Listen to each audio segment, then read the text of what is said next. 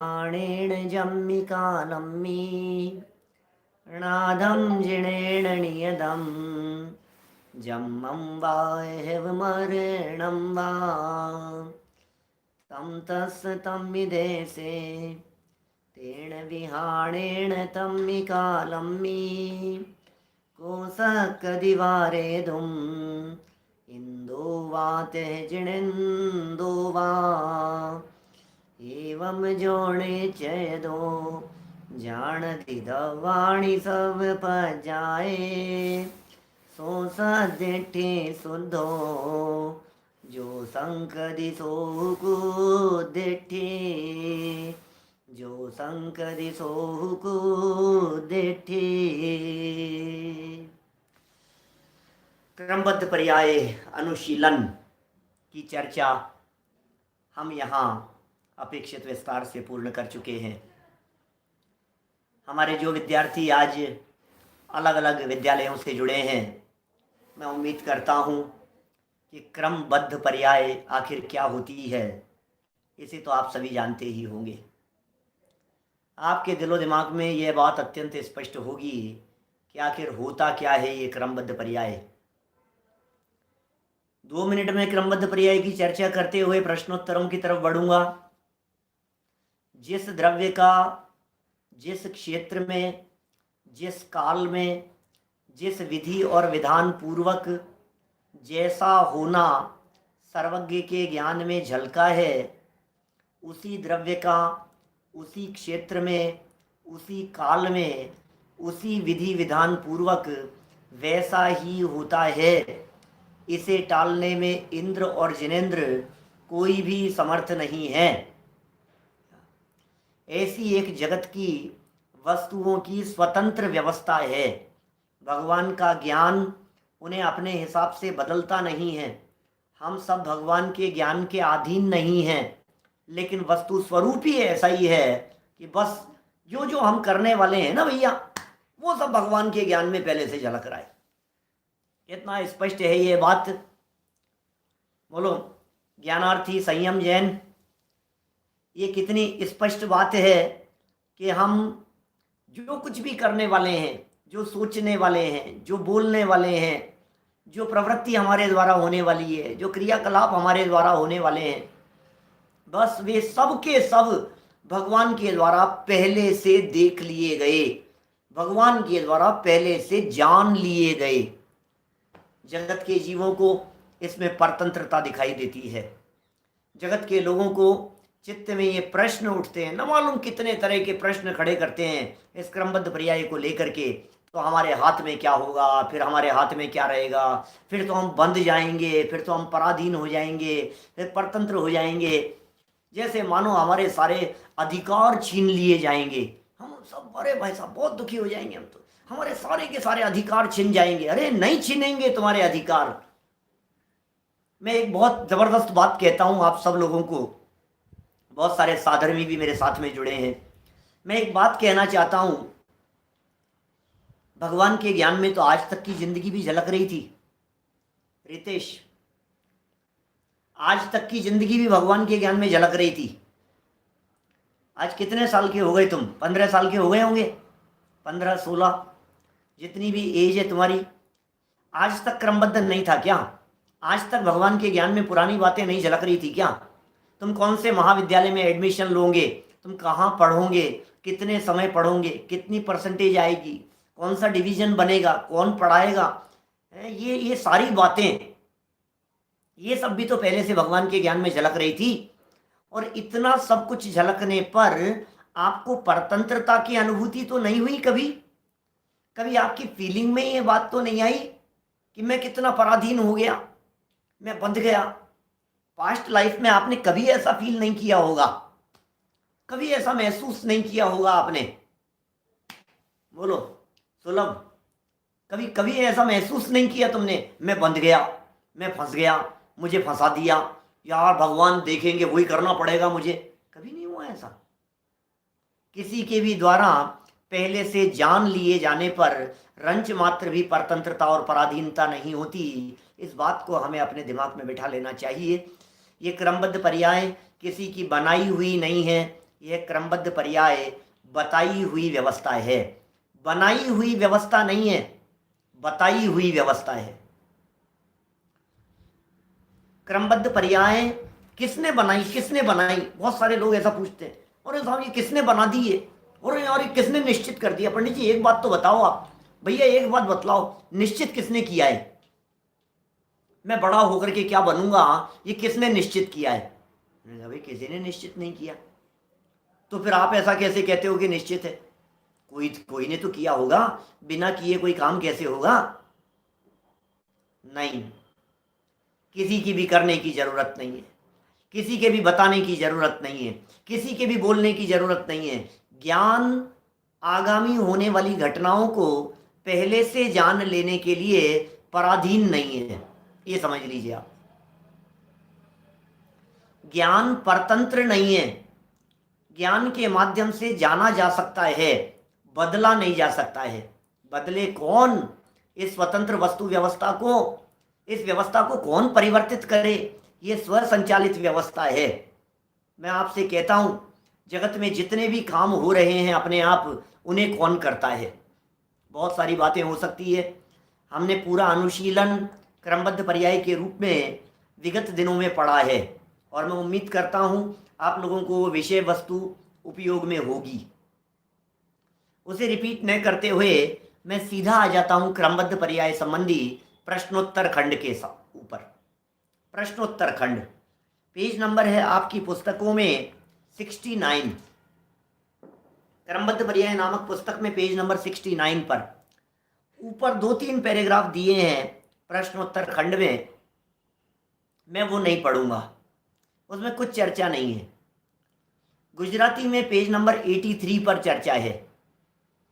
देखिए बात ऐसी है, क्रमबद्ध पर्याय के संबंध में चर्चाएं चली सन 1954, 55, 56 में गुरुदेव श्री के द्वारा ये क्रमबद्ध पर्याय की चर्चा निकाली गई, खूब प्रस्तुत की गई 1955-56 के आसपास। उस समय छोटे दादा और बड़े दादा ये दोनों, मैंने फर्स्ट क्लास के अंदर कही भी थी ये बात, ये दोनों ललितपुर के पास, झांसी के पास बबीना में दुकान किया करते थे, और हर शनिवार को बड़े दादा वहाँ माल लेने के लिए जाते थे। तो वहाँ किसी व्यक्ति ने पूछ लिया कि भगवान तो सर्वज्ञ हैं, उनके ज्ञान में सब कुछ झलकता है, तो यदि वो भविष्य की सारी बातें झलकती है तो फिर हमारे हाथ में क्या रहा? उनके चित्त में विकल्प खड़ा हो गया। उन्होंने कोई अपनी पंडिताई का प्रदर्शन नहीं किया, वे लौट करके आ गए। आदरणीय छोटे दादा डॉक्टर भारेल जी से उन्होंने बात कही, और उनका भी दिमाग घूम गया एकदम। ये बात है 1955-56 की। अब बात दिमाग घूम गया, अब करें क्या? शाम को उन्होंने प्रश्न रख दिया सभा में प्रश्न रख दिया, तो एक बुजुर्ग महिला ने कहा, अरे इसमें क्या है, ये तो कांजी स्वामी की क्रमबद्ध पर्याय है। लो साहब, कांजी स्वामी की क्रमबद्ध पर्याय है। कांजी स्वामी का उन्होंने नाम तो सुना था, लेकिन कांजी स्वामी से परिचय नहीं था, और क्रमबद्ध पर्याय का तो नाम भी नहीं सुना था। फिर क्या हुआ, वो जो बूढ़ी अम्मा जी थी, उन्होंने आत्मधर्म के कुछ विशेषांक ला करके सामने रख दिए। उन विशेषांक को पढ़ा तो दिमाग के सारे पुर्जे खुल गए, ये क्या है वास्तव में क्रमबद्ध पर्याय? तर्क वितर्क और युक्तियां। तब से दोनों दादा के चिंतन में क्रमबद्ध पर्याय चलने लगी, चलती रही, काफ़ी कुछ लिखा। फिर वितरक विज्ञान के माध्यम, आत्मधर्म के अंकों के माध्यम से लिखा, स्वयं ने संपादन करके लिखा, पुस्तकाकार रूप से बनाते रहे।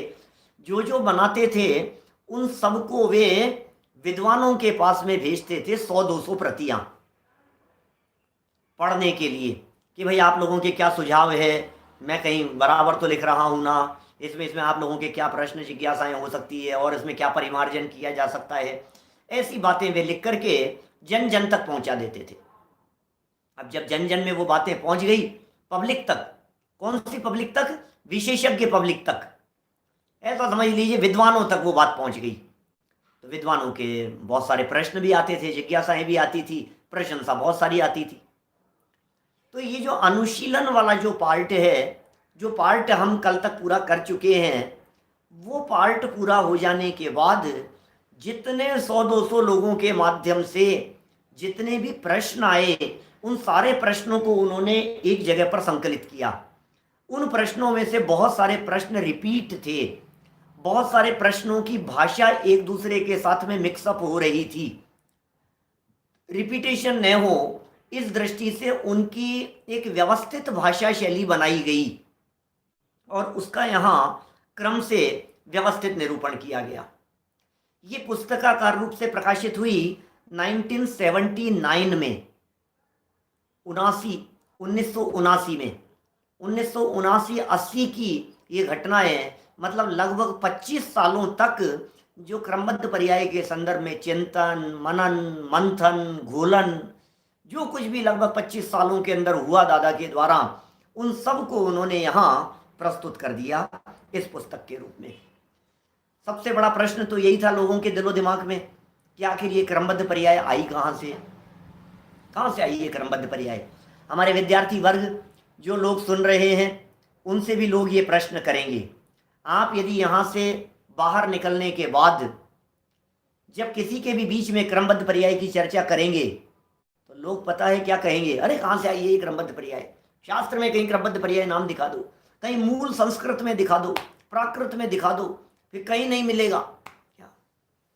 बोलो। अब खूब ऐसी चर्चाएं इनके पास में भी आई। दादा ने किताब छपने के पूर्व दादा गुरुदेव श्री को भी दिखाई। गुरुदेव श्री ने खूब प्रशंसा करी इस पुस्तक को देख करके, खूब प्रशंसा करी, अरे गजब गजब है भाई, ये तो गजब कर दिया है हुकमचंद, बड़ा पंडित है, बड़ा तार्किक है, विद्वान है, इसकी सोच ही बहुत आगे जाएगा, बहुत बड़ा विद्वान बनेगा, इसकी लेखनी में बहुत ताकत है, क्या तर्क युक्ति न्याय से आगम आधार से ये सारा वर्णन किया है, गजब कर दिया है भाई, गजब कर, खूब तारीफ की उन्होंने। सुनो बात क्या है। बात तो हम ये कह रहे हैं जो भी प्रश्न आए उन प्रश्नों में एक अहम प्रश्न ये था कि आखिर ये क्रमबद्ध की चर्चा आई कहाँ से, उठी कहाँ से। है आपके पास में कोई जवाब? बोलो, क्या आपके पास में इस बात का कोई जवाब है कि ये क्रमबद्ध की चर्चा यहाँ से आई है? भाई सोहम, याद आती है बात? आनी चाहिए याद। इस क्रमबद्ध की चर्चा क्रम नियमित शब्द के रूप में आचार्य अमृतचंद्र स्वामी ने कहाँ पर की है? समय सार ग्रंथ की 308 से 311 नंबर तक की गाथा और उसकी टीका में की है। 308 से 311 है, 311,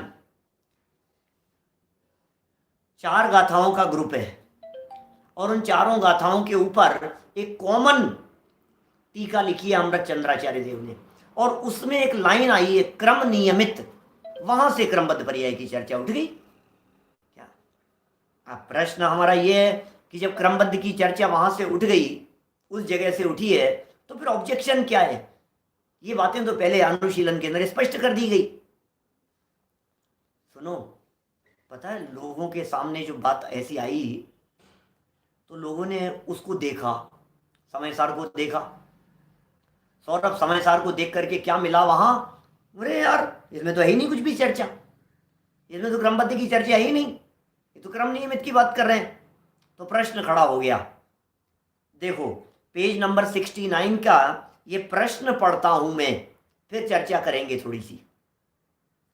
समय सार गाथा 308 से 311 की टीका में समागत जिन पंक्तियों को क्रमबद्ध पर्याय के समर्थन में प्रस्तुत किया जाता है, जिन लाइनों को क्रमबद्ध पर्याय के समर्थन में प्रस्तुत किया जाता है, उनका आशय तो मात्र इतना ही है कि जीव अजीव नहीं है और अजीव जीव नहीं है। उसमें तो मात्र 2 द्रव्यों की भिन्नता बताई है, उसमें से पर्याय क्रमबद्ध ही होती है। ये बात कहाँ से निकलती है? ये बात कहाँ से निकलती है? ये तो कुछ हमारे को समझ में आई नहीं। आपको वो पंक्तियां याद भी होनी चाहिए। मैं प्रत्येक विद्यार्थी को कहना चाहता हूं वे 2 लाइनें जरूर याद करें। कौन सी? जीवो ही तावत क्रम नियमित आत्म परिणाम है उत्पद्यमानो जीव है एव न अजीव है, एवं अजीवोपि क्रम नियमित आत्म परिणाम है उत्पद्यमानो अजीव है एव न जीव है।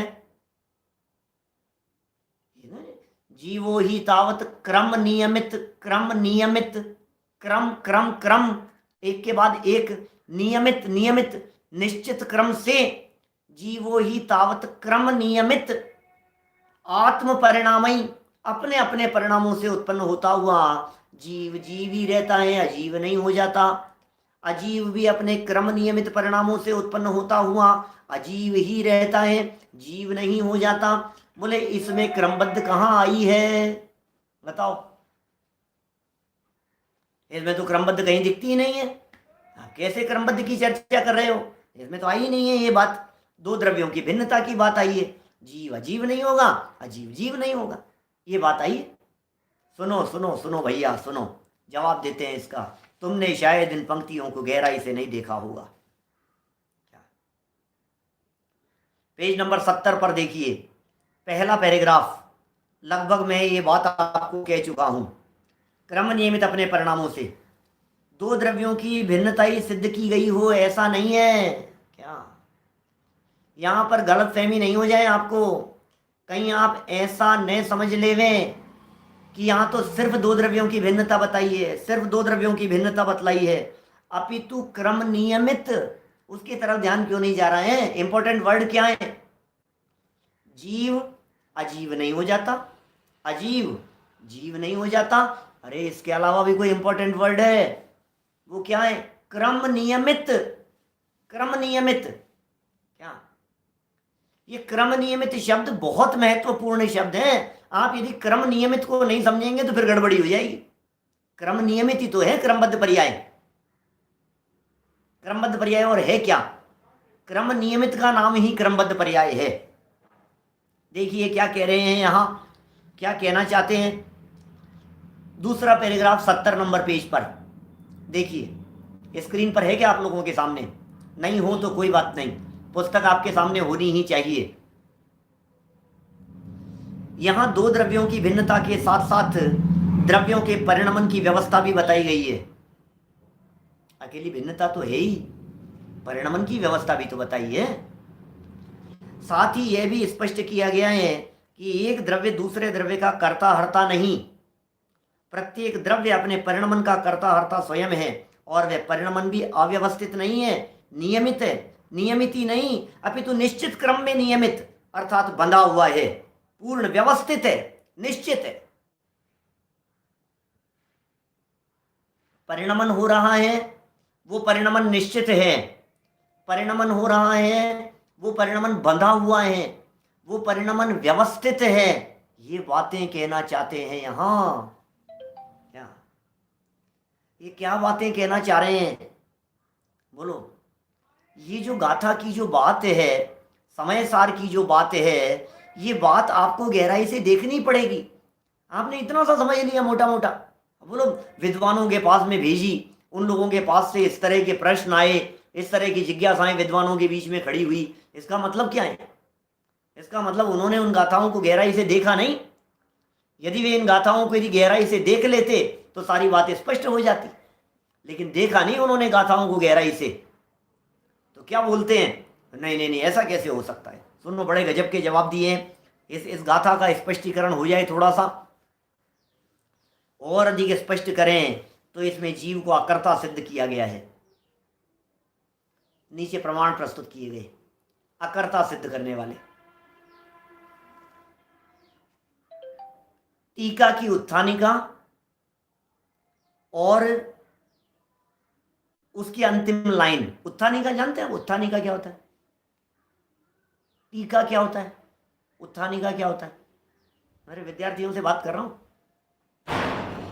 आप लोगों के घर में यदि किसी भी प्रकार का डिस्टरबेंस नहीं चल रहा हो, इधर उधर की आवाजें नहीं हो, तो आप अपने को अनम्यूट करके भी बैठ सकते हैं, पूछूं तो जवाब दे सकते हैं, बोल सकते हैं बीच में, है ना भैया। छोड़ देना, सबको अपने हाल पर छोड़ दो, अनम्यूट करके अपने आप म्यूट कर लेना। यदि आवाज़ घर में आ रही हो, डिस्टर्बेंस चल रहा हो, कहीं बर्तन गिर रहे हो, कहीं कोई चिल्ला रहा हो, मम्मी डांट रही हो, बच्चे इधर उधर दौड़ रहे हो, भाग रहे हो, तो म्यूट कर लेना।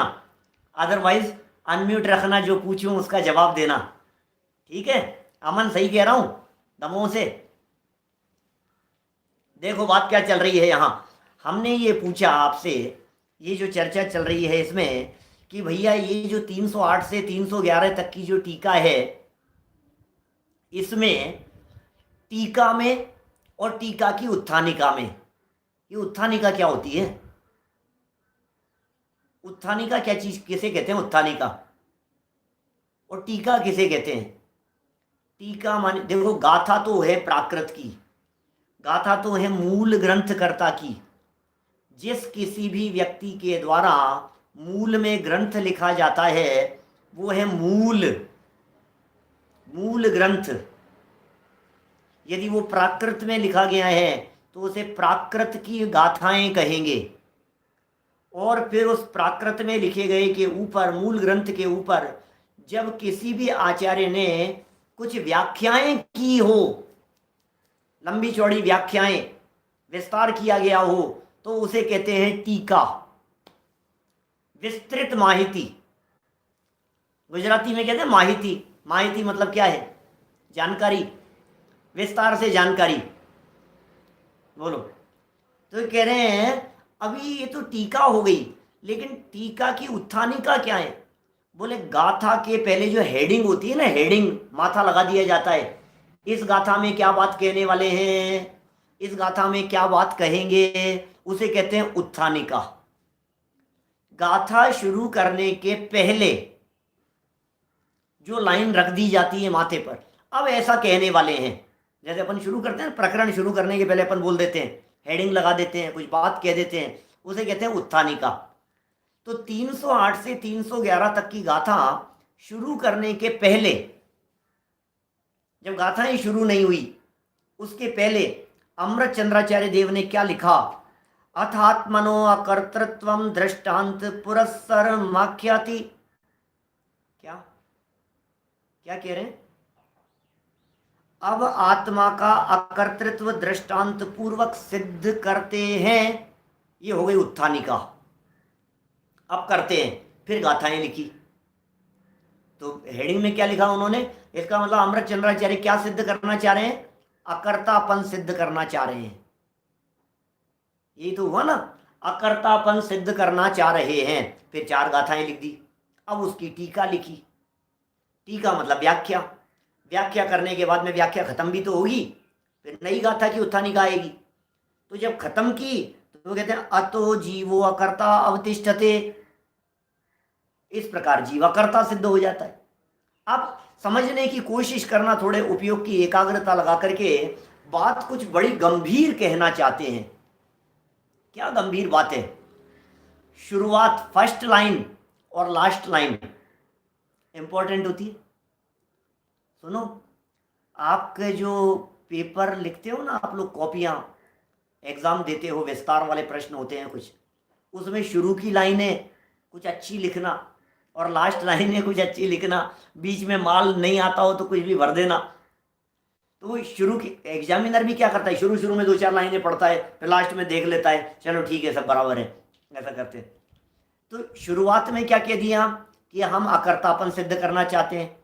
व्याख्या करने के बाद में लास्ट में क्या कह दिया? इस तरह अकर्तापन सिद्ध होता है, इस तरह अकर्तापन सिद्ध हो गया। समझ में आई बात?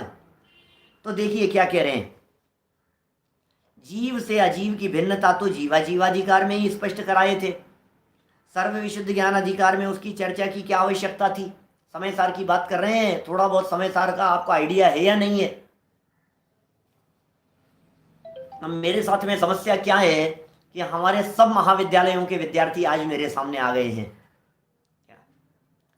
मेरे साथ में थोड़ी सी समस्या ये आ गई है कि सबका लेवल अलग अलग प्रकार का है, सबकी पढ़ाई अलग अलग हो चुकी है, सब अलग अलग लेवल पर इन विषयों को जान चुके हैं, पढ़ चुके हैं। किसी ने पढ़ा है, किसी ने नहीं पढ़ा है, किसी ने कुछ, किसी ने कुछ। तो और मुझे चलना है सबको साथ में लेकर के। चलो सुनो बात क्या कहना चाह रहे हैं।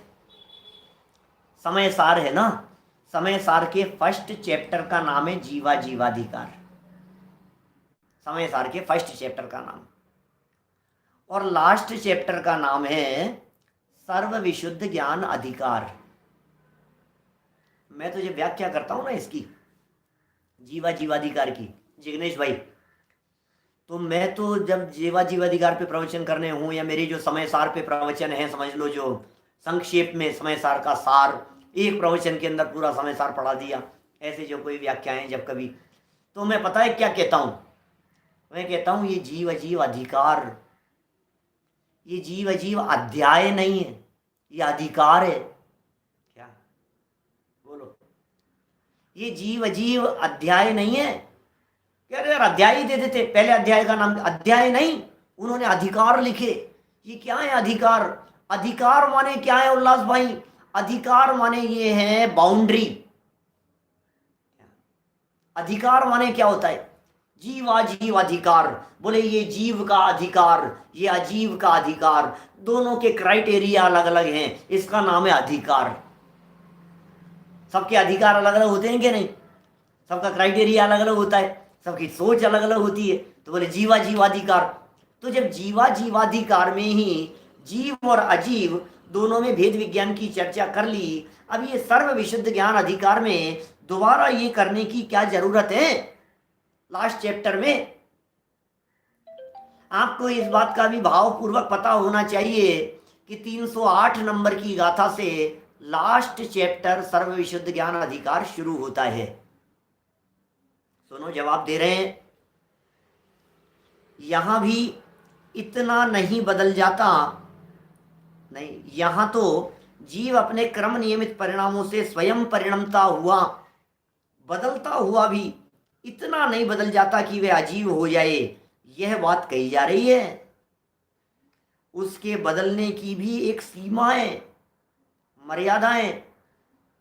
नमन, कितनी मर्यादा में है ये बात? उसकी सीमा है बदलने की। वह अपने में ही बदल सकता है, बदल कर भी अपने रूप ही रहता है, पर रूप नहीं होता, पर पदार्थ भी उस रूप नहीं होता। ये मर्यादा बतलाना है, इससे क्रम नियमित पना झलकता है। मर्यादा का उल्लंघन नहीं हो सकता है। मति ज्ञान के बाद श्रुत ज्ञान होगा, दर्शनोपयोग के बाद अवग्रह होगा। ये तो हमारे न्याय के विद्यार्थी है ना, सब जानते होंगे, ये क्रम है ना। अवग्रह के बाद ईहा होगा, ईहा के बाद अवाय होगा, अवाय के बाद धारणा होगा। ऐसा नहीं हो सकता कि अवग्रह के बाद धारणा हो जाए, उसके बाद ईहा हो, उसके बाद अवग्रह हो, उसके बाद, ऐसा नहीं हो सकता। ये क्रम भंग नहीं हो सकता, ये क्रम है। इस क्रम की चर्चा की है इस गाथा के अंदर। प्रत्येक द्रव्य का परिणमन होता है, एक निश्चित क्रम में होता है, उसे यहां समझाया है। देखो भाई, मैं समझ सकता हूं आप लोगों को थोड़ा सा विषय भारी पड़ रहा होगा, इसलिए भी भारी पड़ सकता है कि आपको 308 नंबर की गाथा पढ़ा रहे हैं सीधा समय सार की। अब आपको लगेगा यार हमारे को कहाँ समय सार के लेवल पे पहुंचा दिया अभी, इसलिए भारी लगेगा। लेकिन आप चिंता नहीं करें, आज की क्लास में मैं कोशिश करूंगा कि आपको समय सार से बाहर निकाल दूं, फिर सरल हो जाएगी बात फिर आपके लेवल में आ जाएगी बात।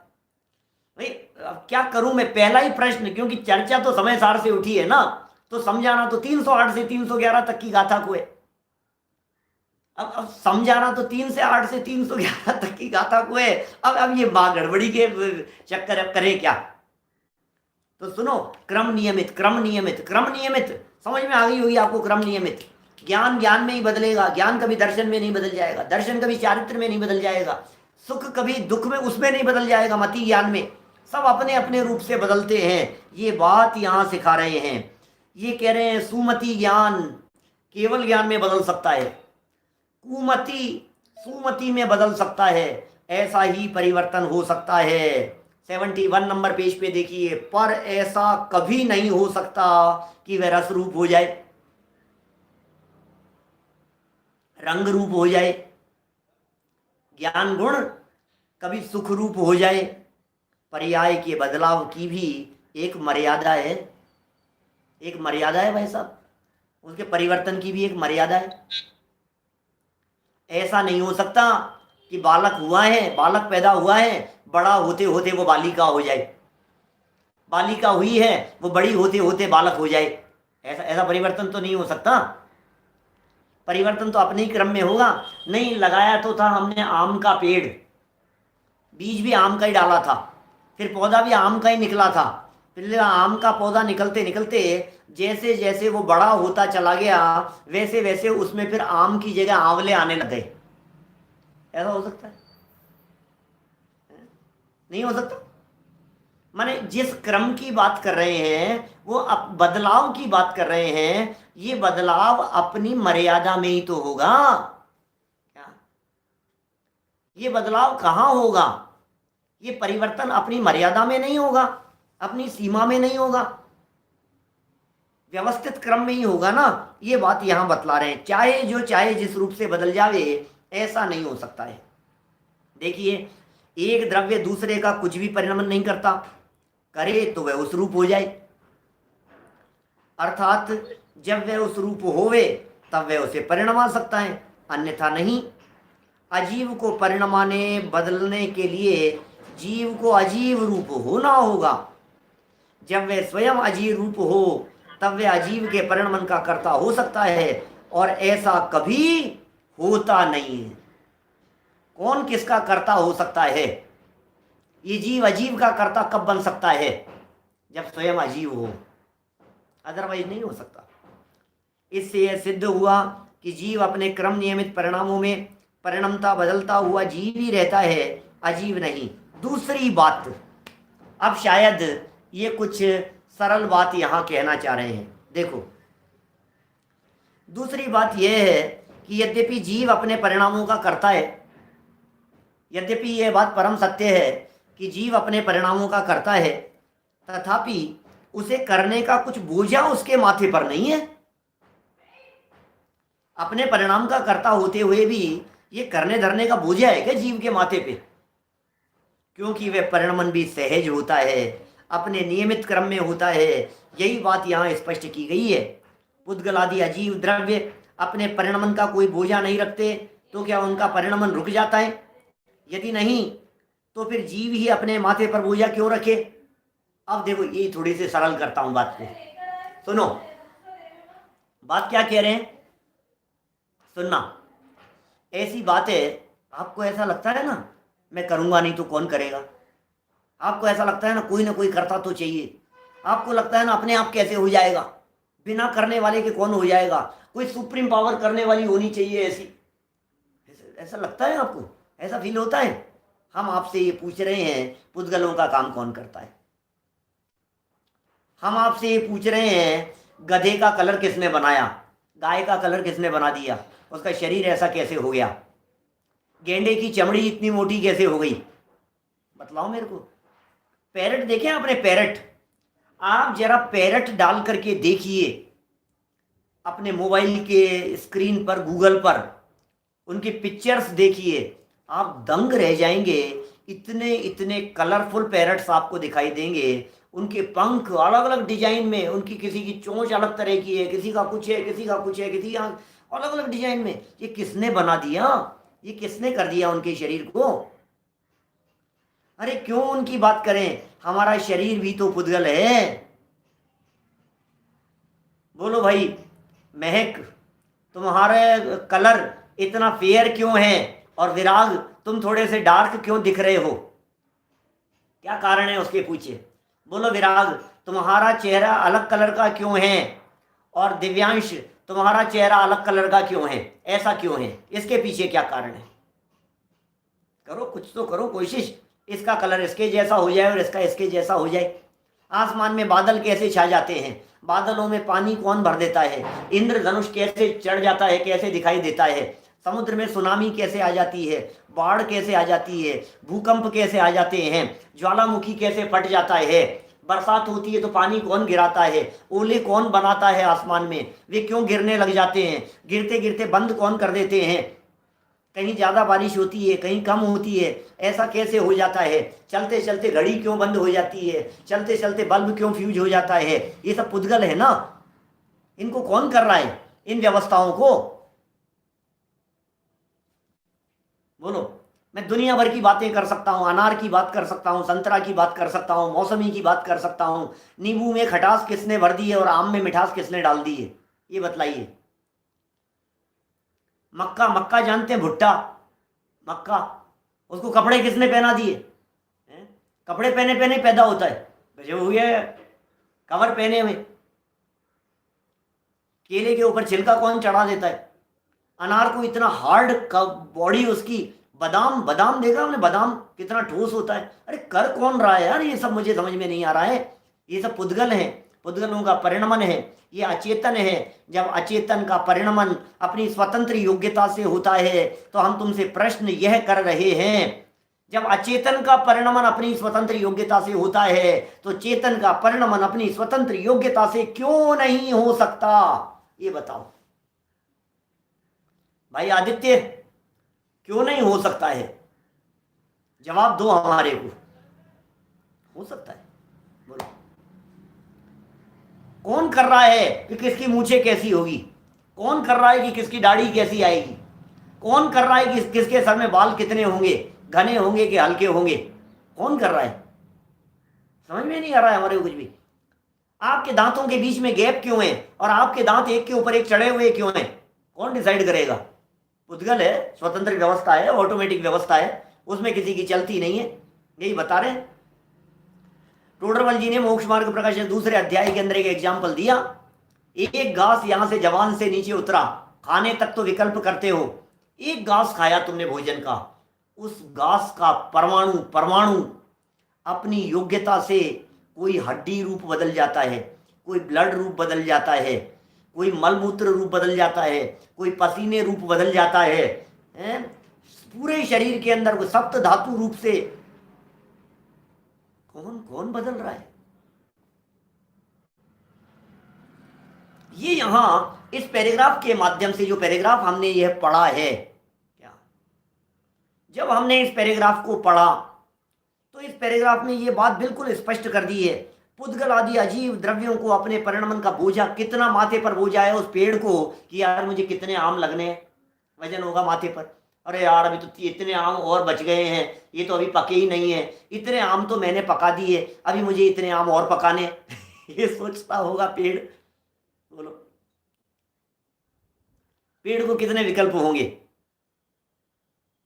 अरे ये तो कच्चा ही था, उसने गिरा दिया, ये क्यों तोड़ रहा है? कोई विकल्प नहीं है, कोई विकल्प नहीं है। पौद्गलिक है, पौद्गलिक, अंदर रहता है चेतन। क्या अंदर भले चेतन जीव तत्व वहां विराजमान हो, लेकिन विकल्प किसे है? स्वयं परिणमन हो रहा है ना, ये सब, ये सारा का सारा परिणमन स्वतंत्र रीति से हो रहा है। परिणमन को निश्चित बताकर, सुनना भैया आगे वाला पैराग्राफ, परिणमन को निश्चित बताकर द्रव्य गुण का कुछ अधिकार कम नहीं किया है, अपितु बोझा हटाया है, क्योंकि वह अपने परिणाम का अधिकृत कर्ता और भोक्ता तो है ही। बोझा हटाया है, आपके माथे पर वजन रखने की जरूरत नहीं है। जबरदस्ती का टेंशन मत लो यार, आप बहुत टेंशन में आ जाते हैं। बच्चों को जैसे ही घोषणा की गई कि अंतिम दिन एग्जाम लेंगे, टेंशन में आ गए। टेंशन का क्या काम है? टेंशन किस बात का है? माथे पे वजन किस बात का है? अरे क्रमबद्ध पर्याय की ही क्लास एकमात्र ऐसी है जो वजन उतार देने वाली है, और क्लास में टेंशन हो तो हो, ये तो क्रमबद्ध का भी टेंशन रखता है फिर क्रमबद्ध पढ़ी क्या तुमने? जितनी कक्षाएं हैं, जितने जो कुछ भी हो रहे हैं, सबकी टेंशन उतार देने के लिए है। माथा जितना भारी हो रहा हो, क्रमबद्ध की चर्चा सुन करके तो माथा हल्का हो जाना चाहिए, सारा वजन दिमाग पर से उतर जाना चाहिए, इसलिए है क्रमबद्ध पर्याय की चर्चा। नहीं मुझे तो क्रमबद्ध पढ़नी है, और यार इस साल तो क्रमबद्ध पढ़नी है, क्रमबद्ध पढ़नी है, अरे क्रमबद्ध का एग्जाम भी देना है मुझे। अरे क्रमबद्ध का एग्जाम देना है तो माथे पर वजन उतार ले, बिल्कुल बिल्कुल नहीं रहना चाहिए वजन दिलो दिमाग पर, सहजता हो जानी चाहिए, सरलता हो जानी चाहिए। देखो भैया बड़ी गजब की बात कहते हैं, द्रव्य तो सत्य है ही, गुण भी सत्य है, और पर्याय भी स्वसमय की सत्य है। बहुत मार्मिक चर्चा यहाँ कर रहे हैं। 71 पेज पर लास्ट पैराग्राफ है, 71 नंबर पेज पर लास्ट पैराग्राफ, बहुत मार्मिक चर्चा है। द्रव्य और गुणों के बारे में हम सबका विश्वास है कि उसमें फेरफार संभव नहीं है। Is it clear? आपको बिल्कुल विश्वास है कि पुद्गल में स्पर्श रस गंध वर्ण है, पुद्गल में ज्ञान नहीं डाला जा सकता? डाला जा सकता है, किसी को कोई कंफ्यूजन तो नहीं है? गुजराती में 86 नंबर पेज पर है, गुजराती वाली पुस्तक में 86 नंबर पेज का फर्स्ट पैराग्राफ है। हिंदी वाली पुस्तकों में 71 नंबर पेज की लास्ट लाइनें हैं। सुनो, मैं प्रश्न पूछ रहा हूं आपसे, क्या ऐसा हो सकता है क्या यार? आजकल हो तो रहे हैं, वैज्ञानिक लोग कुछ कर रहे हैं, इस तरह के एक्सपेरिमेंट करते रहते हैं, कुछ ना कुछ। चेतन डाल दो उसके अंदर, जीवत्व डाल दो उसके अंदर, कुछ ऐसा हो जाए। अच्छा, रोबोट बना करके उसमें जान डाल दो तो जीव जैसे हो जाएगा। वो थी ना रोबोट, किसका, इसका क्या नाम था, है साउथ का हीरो अपना,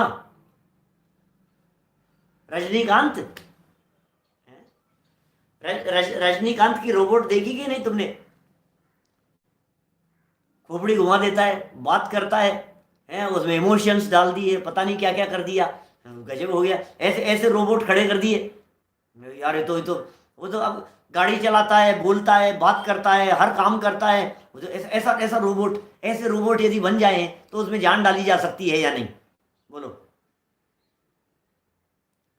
क्लोन बना देते हैं, डुप्लीकेट बना देंगे, ऐसे ऐसे डुप्लीकेट बन जाएंगे ऐसे। तो हो सकता है क्या ऐसा? ऐसा ऐसा सुनते हैं लोग, ऐसी कहानियां सुनाते हैं, काल्पनिक कहानियां। कुछ नहीं था। ये अन्य मत में ऐसी गणेश जी के संदर्भ में कहानी आती, जान सुनी होगी आप लोगों ने कभी, बचपन में हमने भी सुनी है। वो शिव, वो जो है ना, क्या बोलते हैं, शिव और पार्वती। तो अचानक क्या हुआ, पार्वती जी जो थी वो अंदर नहाने के लिए जा रही थी और कोई नहीं था, और ऐसे कोई दरवाजे दरवाजे तो कुछ होते नहीं थे। तो दरवाजे के बाहर ही ऐसा कुछ उन्होंने, गेट के बाहर उन्होंने कोई एक मल का, गंदगी का कोई एक पुतला जैसा बना दिया और उसमें जान डाल दी। ऐसी कहानी हमने बचपन में स्कूल में सुनी थी, गणेश चतुर्थी के दिन। 30 साल पुरानी घटना सुना रहा हूँ आपको। तो अब पीछे से फिर वो महादेव जी आए और रोक दिया, "अरे, अंदर नहीं जा सकते हो आप।" बोले, "तू है कौन, तू है कौन मुझे रोकने वाला?" अब माना नहीं, वो तो नहीं कुछ भी, अब वो क्या बताए, कुछ भी नहीं जाने दूंगा तुम्हारे को। उन्होंने उसका गर्दन धड़ से अलग कर दी, है मनुष्य जैसा बना दिया था, उसका कुछ पुतला बना दिया था, तो गर्दन धड़ से अलग कर दिया, वो मर गया। वो मर गया। बाद में पार्वती अंदर से वो अंदर आ गए, अंदर पहुंचे पार्वती, तो अंदर कैसे आ गए, बाहर मैंने खड़ा किया था। बोले, "कौन था वो तो अपना बच्चा है वो तो ऐसा हुआ।" "अब क्या करूं?" बोले, "अब तो तुमने मेरे बच्चे को मारा है, तुम एक काम करो, किसी ऐसी माँ का बच्चा लेकर के आओ जो अपनी तरफ पीट करके सो रही हो, उसकी गर्दन काट करके लेकर के आओ।" वो जंगल में गए, उनको कोई हाथी हथनी मिल गई ऐसी, जिनमें जो उसका बच्चा दूसरी तरफ था, उसकी गर्दन ले आए, उसे ला करके उसके ऊपर टिका दिया, तो वो उनका जो चेहरा है वो हाथी जैसा हो गया। ये सब कहानियां हैं जो उनके यहाँ सुनी सुनाई जाती है ऐसा। तो गणेश जी जो हैं वो हाथी के जैसे मुंह वाले हो गए, ऐसा कहते हैं लोग। चलो खैर, मुझे तो ये बतलाना है, क्या ऐसे जान डाली जा सकती है? क्या ऐसा हो सकता है कि मोबाइल के अंदर जान डाल देवें? अरे यार, ये मोबाइल परेशान बहुत करता है यार, खो जाता है, हम तो आवाज लगाए, "हे मोबाइल कहाँ है, मेरे पास में आना", और मोबाइल दौड़ता हुआ मेरे पास में आ जाए, हमने उस मोबाइल के अंदर जान डाल दी। नहीं हो सकता भाई साहब, नहीं हो सकता। बोलो। तो ये कह रहे हैं यहां पर, नहीं हो सकता ना ऐसा, तो ये फेर फार संभव नहीं है द्रव्य में और गुणों में। द्रव्य के गुणों को बदला नहीं जा सकता है एक दूसरे में। लेकिन पर्याय का क्या चक्कर है, पर्याय तो परिणमनशील है। तो जगत को थोड़ा बहुत ऐसा लगता है यार, इसमें तो कर सकते हैं यार, ये बदल रही है, बदल रही है, इसको तो बदल दो, बदलती हुई को, ये तो बदल रही है। गुण तो जैसे थे वैसे के वैसे ही हैं, अमन, जैसे थे वैसे ही हैं गुण तो, द्रव्य भी वैसा का वैसा ही रहेगा। लेकिन पर्याय बदल रही है ना, तो ये बदल रही हैं तो मैं इनको बदल देता हूं, मैं इनमें कुछ ना कुछ कर देता हूं। तो चलो कोई बात नहीं, द्रव्य और गुण के साथ साथ। लेकिन ये कह रहे हैं कि भाई 72 पेज पर, द्रव्य गुण के साथ पर्याय भी स्वसमय की सतह, उसमें भी अपनी इच्छानुसार कोई फेरफार नहीं किया जा सकता। जब हमें यह विश्वास हो जाएगा तो उसमें फेरफार करने की बुद्धि भी नहीं रहेगी। सारी प्रॉब्लम ये है, हम ये समझ बैठे हैं कि पर्याय को तो बदला जा सकता है। नीचे जो बात कही है ना, उस बात को मैं अपने शब्दों में बोल देता हूँ। आज का समय अपना मर्यादा क्रॉस न करे, ऐसी भावना है। सुनो, ये कहता है मैं पर्याय को बदल देता हूँ, पर्याय को, अरे अभी बदल देता हूँ मैं पर्याय को, क्या बात कर रहे हो आप? प्रश्न किया बहुत विनम्र भाषा में कि अच्छा, पर्याय को आप बदल सकते हैं? हाँ, क्यों नहीं बदल सकता हूं मैं, पर्याय को तो बदल सकता हूं, गुण तो नहीं बदल सकता। अच्छा, तो फिर एक बात बताओ भैया, तुम पर्याय को बदल सकते हो तो तुम कौन सी पर्याय को बदलोगे? वर्तमान की पर्याय को बदलोगे, भूतकाल की पर्याय को बदलोगे, या भविष्यकाल की पर्याय को बदलोगे? बताओ तो सही, तुम कौन सी पर्याय को बदलना चाहते हो? क्या तुम भूतकाल की पर्यायों को बदल सकते हो? भूतकाल की पर्यायों को तो कैसे बदलेंगे, वो तो हो चुकी है, उसे कैसे बदलेंगे बोलो? भूतकाल की पर्यायों को बदलने का मतलब ये है कि आपका 10th क्लास में रिजल्ट यदि 62% आया था, आप क्या उसे अभी बदल करके 82 कर सकते हो? आप कैसे करेंगे? भूतकाल कैसे बदलेंगे? भूत की पर्यायें कैसे बदलेंगे? बोले नहीं नहीं, भूतकाल तो नहीं हो सकता, उसको तो नहीं बदल सकते क्योंकि वो तो हो चुका है ना। फ्यूचर बदल दूंगा, भविष्य बदल दूंगा मैं। अच्छा, भविष्य बदल दोगे? अच्छा, हमारा प्रश्न ये है, क्या तुम्हें पता है कि भविष्य में कौन सी पर्याय आने वाली है? कि नहीं नहीं, पता तो नहीं है, तो फिर बदलोगे कैसे? कि नहीं नहीं, बदल दूंगा मैं। अरे जब तुम्हें पता ही नहीं है कि कौन सी होने वाली है तो तुम बदलोगे कैसे, ये बतलाओ। कि नहीं, जब आएगी तब बदल दूंगा। तो जब आएगी तब ना, तो जब आएगी तब तो वो वर्तमान हो जाएगी। भविष्य की पर्याय अभी आई ही नहीं है, तुम बदलोगे कैसे? भूतकाल बीत चुका है, उसे बदला नहीं जा सकता। भविष्य की पर्यायें अभी आई नहीं है, इसलिए उनमें बदलाव संभव नहीं है। तो कोई बात नहीं, वर्तमान तो है, मैं उसे तो बदल दूंगा, उसे तो बदल सकता हूं ना मैं। वर्तमान पर्याय को तो बदल सकता हूं, बदल लो भैया वर्तमान पर्याय। समस्या यह है, वर्तमान पर्याय छद्मस्त के ज्ञान का विषय ही नहीं है। वर्तमान पर्याय तो एक समय की है, समय तो पकड़ में नहीं आता है। तुम कैसे बदलोगे ये बताओ मुझे, कैसे बदल पाओगे? असंख्यात समय बाद में तो तुम्हें वो अवस्था पकड़ में आती है। हम सब छद्मस्त लोग हैं, हमारे ज्ञान में वो वर्तमान पर्याय, वो एक समय की पर्याय ज्ञान का विषय ही नहीं है, वो हमारे ज्ञान में पकड़ में ही नहीं आ सकती है। तो कुल मिलाकर के बात यह है, उसे भी बदलना संभव नहीं है। किसे बदलोगे, कैसे बदलोगे? न भूतकाल को बदल सकते हो, न वर्तमान को बदल सकते हो, न भविष्य को बदल सकते हो। दूसरी एक और खतरनाक बात, क्या आप तो बदल दोगे, लेकिन किस किस को बदलोगे ये बता दो। बोलो सचिन जी, मैं आपकी अवस्था को बदल दूं। अरे आप कैसे बदल दोगे मेरी अवस्था को? तो फिर क्या करें बोलो संजय जी, आप ये चाहो कि मैं प्रमोद जी की अवस्था को बदल दूं, तो कहेंगे आप मेरी अवस्था को क्यों बदलोगे? तो फिर समस्या खड़ी हो जाएगी, कौन किसको बदले। अब ये भी तो चैलेंज है ना। विभिन्न रुचियों ही लोक है, दुनिया में रुचियां सबकी अलग अलग है, दुनिया में उत्साह सबका अलग अलग है, दुनिया में सोच सबकी अलग अलग है। हर व्यक्ति अलग अलग चाहता है। माली चाहता है कि बरसात होवे, धोबी चाहता है कपड़े धोने वाला कि धूप निकले। अब करें क्या ये तो बताओ, धूप निकालें कि बरसात करें? किसान चाहता है यार बहुत समय हो गया, बहुत समय हो गया बारिश नहीं हो रही है, बहुत समय हो गया बारिश नहीं हो रही है। किसान चाहता है बारिश होनी चाहिए, बारिश होनी चाहिए, जम के बारिश होनी चाहिए। और धोबी कहता है अरे यार 8 दिन हो गए बारिश होते होते, सारा बिजनेस कब ठप पड़ा है, कपड़े ही नहीं धुल रहे हैं, कलप नहीं लग रही है उनके ऊपर, सूख नहीं रहे हैं, क्या करूं मैं, सारा चौपट हो गया है सारा काम। वो कहता है बरसात नहीं होनी चाहिए, धूप निकलनी चाहिए। अब किसके हिसाब से दुनिया चलेगी बताओ? आपको हरा रंग पसंद है, इनको नीला रंग पसंद है। आपको पसंद है कि आसमान में बादल छाए रहने चाहिए, इनको लगता है कि धूप आनी चाहिए। इसे ठंड लग रही है, इसे गर्मी लग रही है, करें क्या ये तो बतलाओ, दुनिया किसके हिसाब से चले? जब घर में ही किसी व्यक्ति को ठंड लगती है, एक कहता है पंखा कम करो, दूसरा कहता है पंखा तेज करो, तीसरा कहता है नहीं बंद कर दो, चौथा कहता है गर्मी बहुत है एसी चला दो। अब करो क्या ये तो बताओ? एक घर में 4 लोग हैं, एक कहता है मैं तो ये खाऊंगा, दूसरा कहता है मैं ये खाऊंगा, नहीं मुझे तो ये पसंद नहीं है, मेरे के लिए तो यही सब्जी बननी चाहिए। अब करें क्या, ये दुनिया किसके हिसाब से चले ये तो बताओ? कौन सी पर्याय को बदलोगे और कौन सी को लेकर के आओगे? कितनी बड़ी समस्या खड़ी हो जाएगी कि नहीं नहीं साहब दुनिया की नहीं, अपने आप की तो कर सकते हैं, अपने आप की तो ले आएंगे। ले आओ, अपने आप की ले आओ। क्या करना चाहते हो बोलो, अपने आप की कौन सी पर्याय लाना चाहते हो? उसमें भी वही समस्या आएगी कि नहीं नहीं अच्छी अच्छी ले आएंगे। ले आओ अच्छी पर्यायों को, फिर क्या बुरी पर्यायों को बाद में ले जाओगे? करोगे क्या बताओ तो? सारी व्यवस्थाएं चौपट हो जाएगी भाई साहब।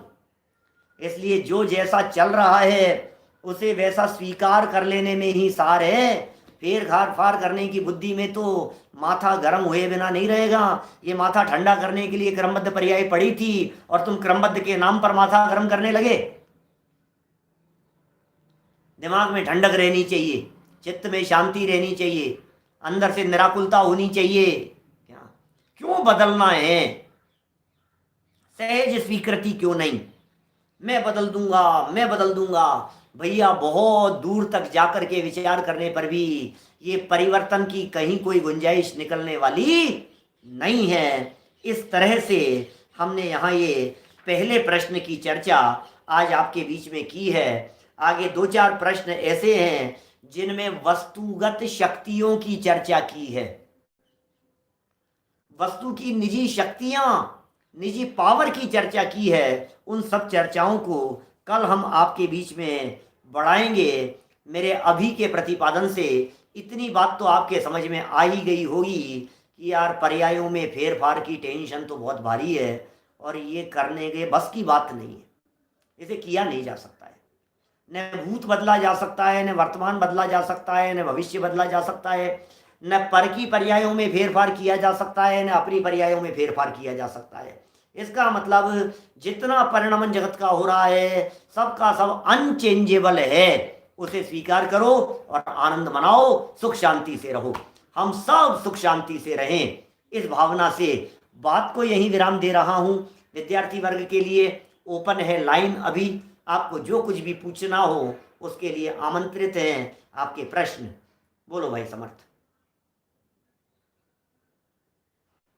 जिन्हें भी पूछना हो वे हाथ खड़ा करें। आपका प्रश्न मैं बोलूँगा, हमारे YouTube पर सुनने वाले लोग भी उस प्रश्न को सुन सकेंगे।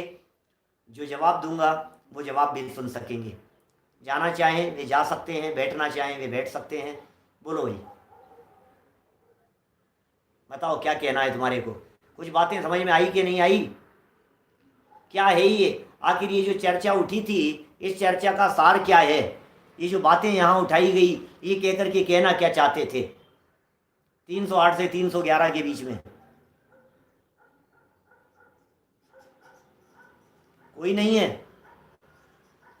कोई ज्ञानार्थी, कोई हमारे कोटा के विद्यार्थी, कोई हमारे बांसवाड़ा के विद्यार्थी, कोई हमारी उदयपुर की बालिकाएं हैं, कोई जहाँ जहाँ के और भी विद्यार्थी हों,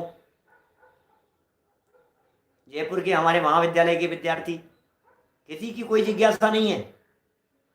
अरे नहीं है तो मना कर दो, सबको अनम्यूट तो कर दो, कोई बात नहीं। क्यों बैठे हैं सब? कल से ध्यान रखना, जो भी प्रश्न हो उन्हें आप नोट करके रखना। और सुनो, एक बात ध्यान रखना, यदि आप लोग नहीं पूछेंगे तो कल मैं एक एक का नाम रख करके पूछूंगा। मेरे पास सबके नाम है और आप जिस आईडी से ज्वाइन कर रहे हैं वहाँ आपका निजी नाम लिखा हुआ होना चाहिए, व्यक्तिगत नाम। आप लोग नहीं पूछेंगे तो मैं पूछूंगा और फिर आपको जवाब देना होगा। वीडियो ऑन रखना कल की क्लास में। अभी यहीं विराम लेते हैं अपन, ठीक है? चलो, महावीर भगवान की